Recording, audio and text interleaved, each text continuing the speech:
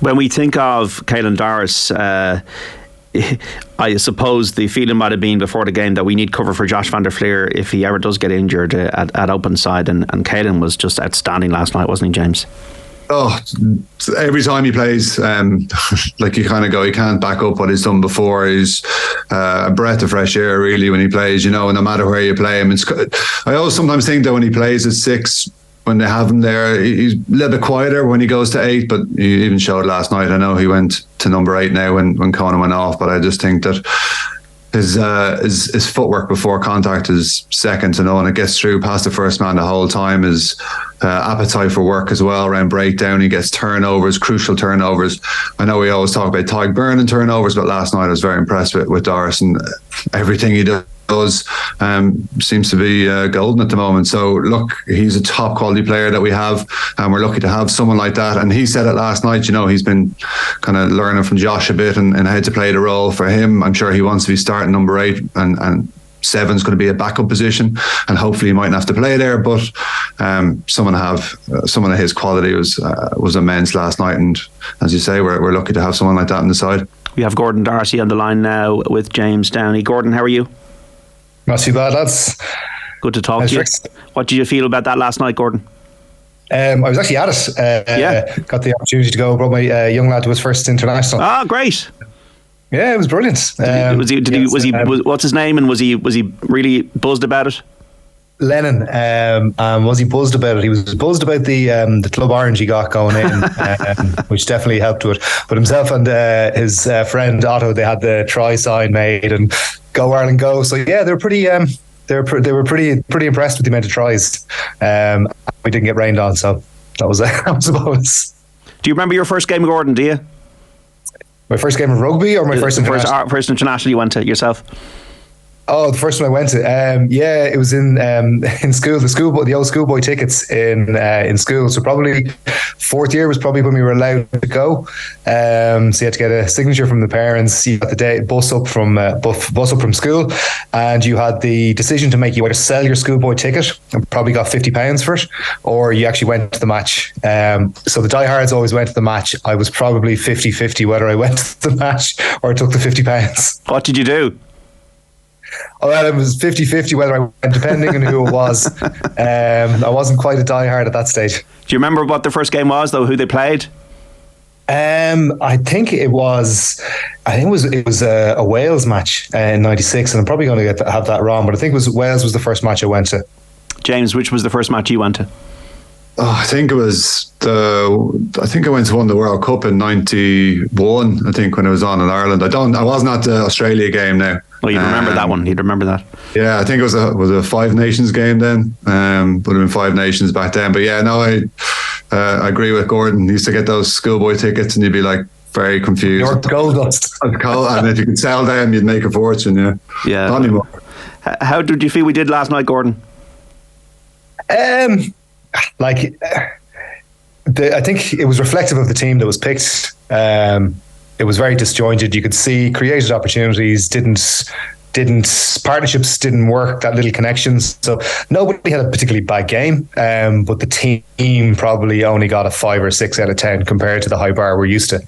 So it was just a first match blowout, really. I'd say for a couple of people, they needed to do more. Who were they? And then just the guys, the couple of names you've already talked about, Sean to the top. Like Caitlyn Doris is just, his second best position is now 7 by the looks of things. Who needed to do more, Gordon? Well, like the kind of the guys on the fringes, really, didn't they? I think definitely, like you were talking about, the back three.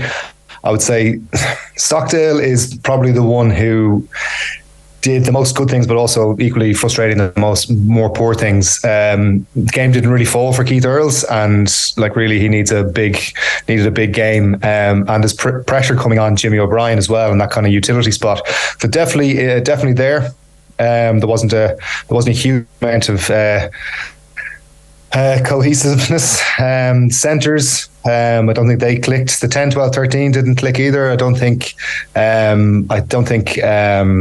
Stu McCluskey put as good a foot forward as he would have liked to. He was fine, but didn't stand out. Robbie Henshaw looked rusty as well.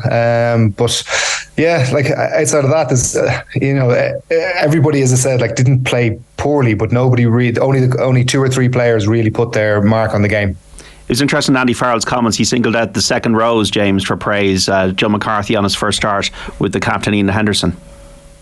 Yeah, I thought Joe was pretty impressive. Everything he did. He's a big lad. I think you could see when he's coming onto that ball, he offers that a little bit more. And Henderson, I think, was super in how he led. I think there was pressure on him last night to perform. I think he's another one who's obviously going to be under pressure, well, not to get in the plane per se, but just to break into that second row partnership that Ireland already have. And yeah, I don't think Joe did himself any harm last night in that regard. And as I say, he didn't miss any tackles. He fronted up and he just goes about his business quietly. There's nothing too flashy about him, but everything he does well and does correctly. And Andy Farrell seems to have a lot of that. Sorry. I'd say they covered up a few cracks for Ireland in that they had a bit of a power game that they were able to go to. So did 3 of the tries come from close, that 22 entries off penalties. And you're absolutely right. Like Ian Henderson looks like he's fit and properly fit, not just kind of cobbled together. It looks like he's had a good pre-season and he's coming in. And, it's that age-old thing. You can't teach a man to be 125, 130 kilos, and Joe McCarthy is that. And he was able, those 2 guys were, I think that was a key difference for Ireland. When they had scoring opportunities, they were able to fall back on that power game that they had. And I think you're dead right. Both second rows were really, really good. Gordon, you've been the soldier before 2007, 2011, Rugby World Cup warm-ups and build-ups and preps. And what are the do's and don'ts from being a man who's lived this? It's horrible. Like it's almost like it depends on which. It depends on which category you're in. Like, there are players who know they're on the plane, barring injury. Obviously, never going to go into that, but you do have to have a certain level of confidence in your own ability. So there's probably somewhere between 15, 16 players, 17 maybe, that are pretty sure they're going if they don't get injured. For them, it is about trying to peak at the games that matter. If it's that first one or the second one, trying to go into that. And for the other players, it's trying to put yourself on as good a footing as possible. So 2015 was probably I played the warm-up games I had to try and impress, and it just didn't work for me. I remember playing against Scotland and legs were gone, felt heavy, I just couldn't do anything. Whereas previous warm-ups went into them, it was like, okay, well, I know I'm playing 20 minutes, 30 minutes here, I'm off, and I'm just getting match practice in, regardless how well I play or how I don't play. So there was an awful lot of players there playing at the weekends that were trying to impress, and you could see that a couple of passes didn't go, or a little over eager line being run, and they're trying to get the game to come to them. So in a lot of ways, it does come back to the almost those things you talk about with the under 13s, and you're kind of saying you don't chase the game, you've got to play the game, help the team to win, and when you have your opportunity, the 1 or 2 opportunities of the game, you got to take them. But sometimes games just don't fall for you, and that's really frustrating for a player. So for Andy Farrell and Paul O'Connell and the coaching staff, they need to manage the anxieties almost. They need to be psychologists as well as coaches to a degree here. I think so, yeah. Again, it all depends on what conversations they're having with people. And by the sounds of things and reading between the lines and how settled this camp is, there's very clear conversations having with people. And they know where they are, in not necessarily in the pecking order, but in this, let's call it a squad, that that where they are in the pecking order of getting into the World Cup squad, what they need to do, what they don't need to do. And everybody is on their own little mission, their own little opportunity to impress the coaches. So they know what they want, they know what they need to do, but then you have to do that within the confines of the game plan, and you have to be able to look at it. So I went back and looked at the game this morning, and my initial thing was Craig Casey and Jack Crowley, for argument's sake, were little underwhelming when I watched them in live. And then I went back and looked at it and actually went, well, actually, they were actually very good. They were very composed. They didn't chase the game. And I thought they managed their time on the field really, really, really well. And that's all you can ask for them. But they're two guys who definitely need more game time. And I think that's probably coming to the fore as well. You're going to go, and there's certain people in there that need more game time. And I think Jacob Stockdale will be another one that would benefit from another run out to go, well, is he worth the gamble on that last spot? In 2007, Gordon, it didn't work out for us at all. We didn't get out of the pool in the World Cup. In 2011, we lost the warm-up games, but we won the pool and then we lost to Wales. As we know, we were caught against Wales. Could you, when you're looking back at these World Cups, could you pinpoint, wasn't happy with the prep, or the prep was this, or we did everything right in the prep? Can you, I suppose, link a warm-up phase with the tournament itself? Sorry, what was that last bit? Can you link what happens in a warm-up phase from your own experience? I don't think so. No. Well, I think you'll get a good indication of the form of what form. Yeah, no, we'll give you a good indication. Like if you go back to 2015, the warm-up games were a good indication of when we went. 2019 was the same. 2007, really good indication of where we were. And 2011, probably a little bit of luck. So these games, there will be a template for that, and it is. And you look across all the games from the weekend. England, Wales, ourselves, Scotland. Like a lot of teams showed. Well, Wales showed some interesting form.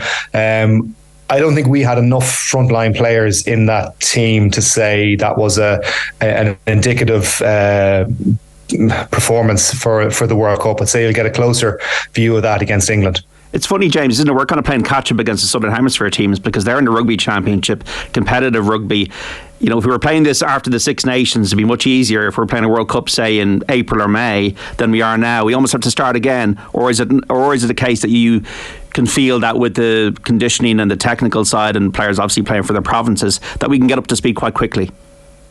Look, you see the Southern Hemisphere sides and they have had some tough fixtures, all right.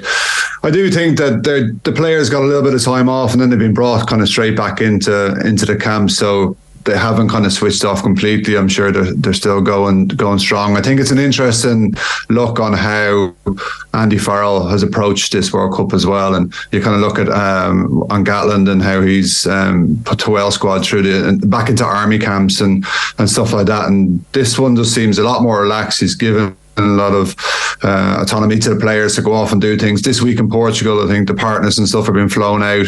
They're obviously playing this game. It just seems a kind of happier camp, and I think with the happier camp, things will work on the field as well, because everyone knows their jobs, everyone knows what they're doing. They've had a bit of time to focus on this. Yes, the only thing that they could be missing out on is potentially minutes against quality opposition, which is going to be interesting this weekend or next weekend, against England, because England will have played Wales twice and then us, and then I think they play Fiji as well, whilst we're only playing the 3 games. And I know some people have said that we're probably playing a lot, but like it's one strong game, and then we play potentially this game next week against Portugal. Wouldn't read too much into that again, but it's more a case of England, how that looks up, and then we're into Samoa, and then we're suddenly into it. So I think it's enough time to get up to speed. I think if we were peaking a couple of weeks ago, like that's my concern for the All Blacks. They're doing it like they've played bloody well, bar the last game maybe against Australia, but they've played well. It's a bit kind of early. You don't want to be peaking too early, so that's how I kind of look at that situation. And then if we do get out of this group, having played these games and gotten a bit of momentum, it's a case of who you want, or who do you fancy in that. If you fancy France at home, or do you fancy trying to take on the All Blacks?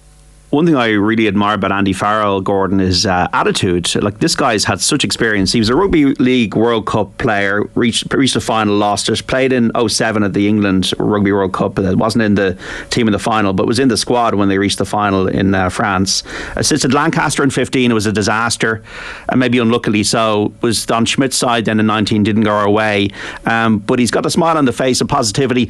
But I'm sure there's things he'll have taken from all those experiences that will benefit Ireland now in the coming months. That's what we're going to hope for anyway. I think so, and I think you kind of asked the question. I'm not sure I answered it well, about coaches needing to be amateur psychologists and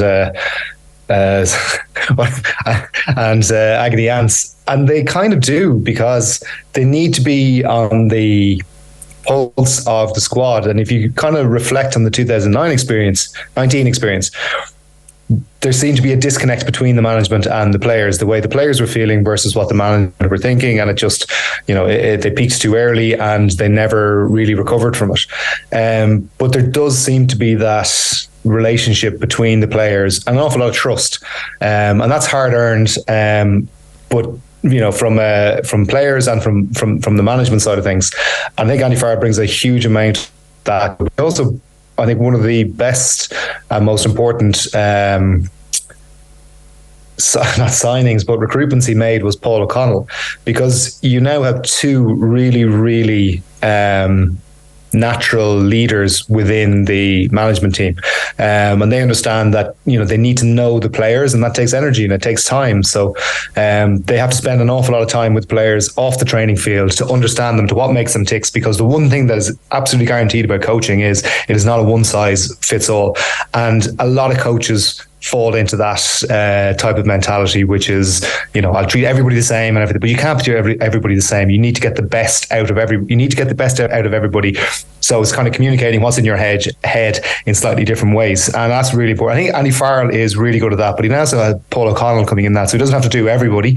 He can hand over a little bit of that, and all the forwards seem to really resonate. They really drawn to Paul. He's that type of a player. Like when we were in the squad, and he was captain, and when he wasn't captain, he was just there. He was always the lad in the team room who would park up after dinner with a cup of tea, and people naturally end up coming over for the chat, and people will come in and coming out. But he was always one of those lads who was doing that, because it's a great way of feeling and sensing what the actual mood is like in a camp. So these guys, all those experiences that Andy Farrell's had as a player. And I think what's really, really interesting for me in this is, and I'd love to have played under Andy Farrell, is he was a player, so he also knows what it's like to be at the pinnacle, but also to be on the way out. And he's been that as a coach as well. So now he will have all of that understanding in his head, so he'll be able to engage with players on a different way than they would have previously been treated and dealt with. And I think that's what the players are really responding well to. James, I suppose players as well can't be thinking about injuries. They could happen, but you can't hold back, can you? No, certainly can't. And I think that's, look, and Gordon mentioned it, it's kind of like your trials that you have, and in these games where you want to stand out, but then you've got players who are kind of on the plane and they're just trying to wrap themselves up, and that's when you get a little knock, and that's when you pick up an injury. And you saw it happen to the Italian centre last night. You just got to go out there. If something's going to happen, it's going to happen. You can't worry about it too much, really. Someone's going to fall down. That's the probability. We might lose a player, but we seem to have the strong enough squad at the moment that we can withstand an injury. But you got to go out there and give it your all, John. I think it's a case you can't leave anything unanswered and said, maybe should have done that. And look, if an injury happened, what can you do? It's part of the game. You could get out in a plane, get over there, play one game, and something happens. So that's what the whole squad situation is. But no, I don't think players can overly read into if they're going to get injured or not. Meloncello, felt sorry from last night. Hopefully he's all right and will make the World Cup. What do you want to see against England then, Gordon? I would expect Ross Byrne will get a shot. Yeah, I was thinking about this again, because it's going to be really, really interesting. So it's Ross Byrne will most likely start, but you're really in this kind of juxtaposition now where you need Jack Crowley to start games and to play minutes, but you also need to see Ross Byrne. So Ross will likely start against England, and there is an awful lot for me in the balance of who plays where within. I think we know which three are going to the World Cup. So what order they're going to be stacked in. And I think that's really, so Crowley was very composed, wasn't spectacular at the weekend, didn't really, I think he only had one, maybe two carries in anger at the line. Very composed, didn't chase the game. Everything and managed it quite well, everything you'd expect. And And we know Ross Byrne can. Now, sorry, the one criticism of Jack Crowley's performance, I thought the backline attack was pretty was pretty inept in a lot of ways. Sorry, inept is probably a strong word, but it wasn't great. The backline didn't click at all. But I thought he had a good game overall. Ross Byrne needs to play, manage, and get the backline moving against England, or he could, depending on how things go, you could see Jack Crowley coming in as in that second place. So there is an awful lot coming in that. But I think in these games we're going to learn more about, I'm going to say, the second half of this 33-man squad that's going to the World Cup rather than the starting players. Yeah, Gordon Darcy, James Downey, great stuff, really insightful. Thanks so much for your time. We look forward to chatting soon ahead of the World Cup. Cheers. Thanks, guys.